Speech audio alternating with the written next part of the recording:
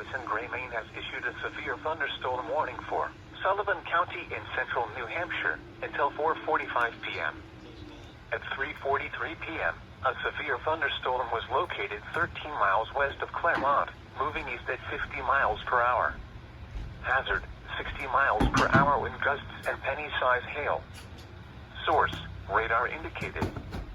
Impact, expects damage to roofs, siding, and trees. Locations impacted include Claremont, Grafton, Charlestown, Enfield, Newport, Grantham, Cornish, Goshen, Croydon, Plainfield, Sunapee, Unity, and Springfield. This includes Interstate 89 between mile markers 37 and 48. For your protection, move to an interior room on the lowest floor of a building. A tornado watch remains in effect until 8 p.m. for northern and central New Hampshire. Repeating, a severe thunderstorm warning has been issued until 4:45 p.m. for the following county: Sullivan, New Hampshire.